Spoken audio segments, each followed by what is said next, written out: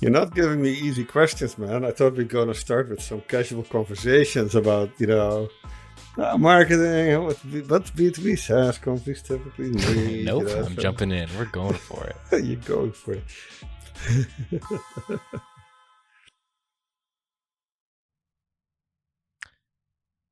Welcome to episode 9 of B2B SaaS Marketing Snacks. Today's a little bit different. Stein is in Germany with one of our clients, and we're a little bit asynchronous. So I sent him a question, had him respond, and he sent the response back. And today we talked about CAC, customer acquisition cost, and the best ways to calculate that, and then also some of the metrics that revolve around that for calculating marketing's impact on the business. So here it is. All right, Stein, here's a question for you. So once companies start investing in marketing, it isn't long before they ask questions about the best ways to calculate marketing's impact on the business. And one of the first calculations we look to for this is CAC, or your cost to acquire a customer acquisition cost. But there are a bunch of different ways you can calculate CAC based on your goals and what variables you want to include or exclude. And so it can pretty quickly become a complicated metric and topic in general. So I would love to get your thoughts and your approach to calculating CAC, and in your opinion, a few other good calculations for applying revenue metrics to the marketing function, the marketing's impact on the business. And then also maybe how you can use CAC together with the revenue waterfall model to kind of forecast how marketing impacts the bottom line and helps you create budgets, calculate ROI, and set targets for funnel figures. What does it actually mean for marketing? Customer acquisition cost, of course, implies all the costs that go into acquiring a customer for a business. And when you're in the marketing team, you're the marketing leader, you influence a big part of that. Not everything, not the sales cost maybe, but there are probably other costs involved, like paying the rent for your building that houses your marketing team and your sales team. So there's this question, does your customer acquisition cost have to be all-encompassing, including sales and marketing cost and a little bit of overhead from the rest of the cost of running the business? Or is it more appropriate to use your direct spend, the things that you can control every day, to calculate your customer acquisition cost? I think you need to do both, but both have very different purposes. You need to have an all-up customer acquisition cost as a business to allow you to do revenue planning, profitability planning, to have a conversation with your investors about what will it take for your business to become profitable. Customer acquisition costs are a big part of another calculation that is often referred to as the months to recover the customer acquisition cost, which allows you to say, hey, if I get a new customer, this is how long it takes for the revenue that customer will generate to make up for that initial investment. MRC, months to recover CAC, is an acronym that sometimes is used. And that is often based on LTV, the lifetime value of a customer. So if you know what the lifetime value of a customer is, it means you have made some assumptions on how long customers stay with you, right, based on churn data and what they spend on average, right? The ARPU, the average revenue per unit, where unit could be a customer, could be an account, could be a user, could be a device. But those two metrics, the ARPU, the average revenue per unit, and the churn, how long those units, those customers stay with you, give you the LTV, the lifetime value of a customer. That can be either done in revenue. Sometimes it's already calculated as a profitability number, which means someone made some assumptions around the cost to service these customers. And that's then going to include this other number that we started to talk about, CAC, customer acquisition cost, right? That is part of the cost to service them. You also need to get the customer, then you need to service them. So those often get combined to calculate profitability. So if you do all this for your investors to get your all up, business plan together, then customer acquisition cost usually should include your marketing cost, your sales cost, your team, the people spend, the benefits, the salaries, etc., and of course the discrete marketing spend. That's helpful, right? For business planning, if you want to raise money, if you have to report to your board of directors, all those require you to do it like that.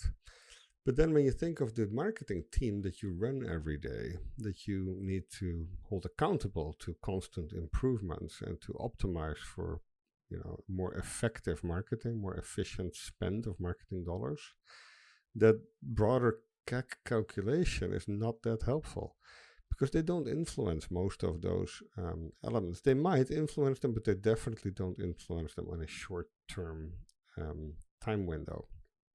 So what I usually want to have as well is the customer acquisition component that is made up of the discrete marketing spend that the team has control over on a weekly or monthly basis. Your Google Ads spend, the spend that you have with your vendors, things that you can easily dial up and down with a relative short lead time, right? If you include the salaries of your team in your customer acquisition cost, of course you can optimize your team, and you should as a marketing leader, but you're not going to fire and hire people on a weekly or a monthly basis.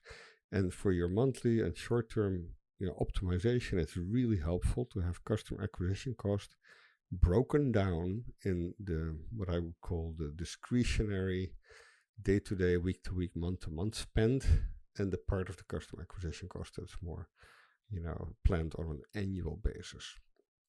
That's, I think, an important notion. Sort of think of CAC in those two ways. The long-term, all-encompassing CAC that's helpful for investors and for board reports and for your business planning, and the short-term CAC that is more, focused on discrete marketing spend that you can use to manage your team on a day-to-day basis.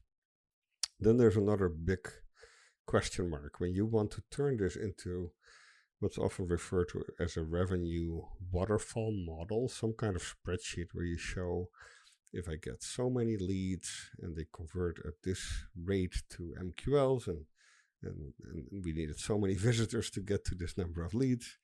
And then, of course, those MQLs will have conversion rates to opportunities, and those will convert to customers at a certain rate. Customers that spend a certain amount of money with you, right? An average contract value or ARPU. Then you can calculate how many leads you need, how many visitors on the website you need, etc., to drive that dollar number, that bottom line impact. The main variable there that is really challenging often is the time that it takes to go from someone visiting your website to becoming a lead, to becoming an MQL, to becoming an opportunity, and then ultimately becoming a customer, right? Is that weeks? Is it months?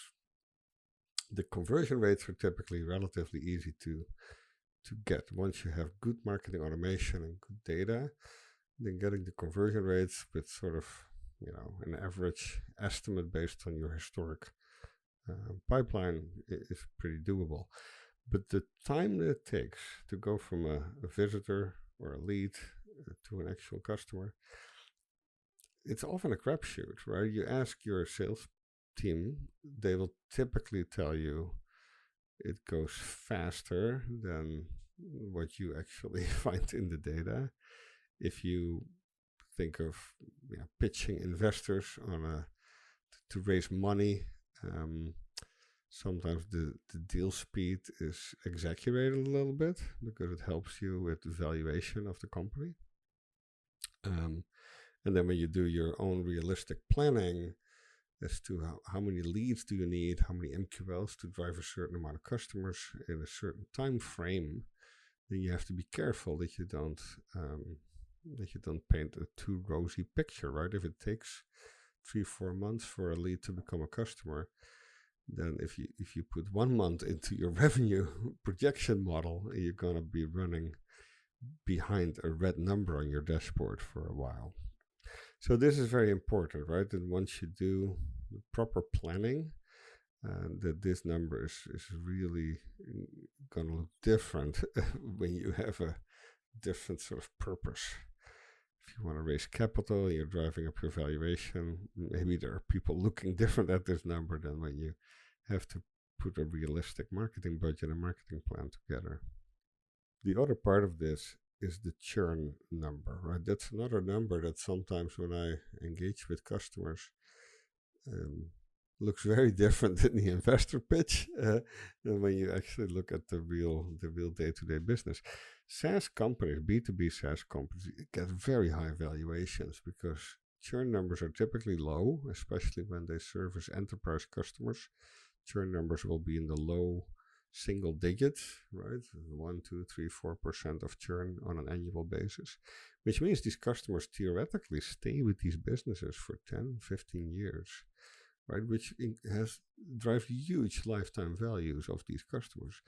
The reality is, though, that even if your churn numbers on a day-to-day, week-to-week, month-to-month basis are extremely low, that the timeline that you can count on beyond 5 years is pretty hard to really prove, right? If you think of your software evolving, there might be an M&A transaction at some point in the future. Your customers may get acquired by others. So churn numbers that are very low drive these valuations of customers staying with you longer than 6, 7, 8 years. I always find them very suspect because businesses will just change so much over that course of time.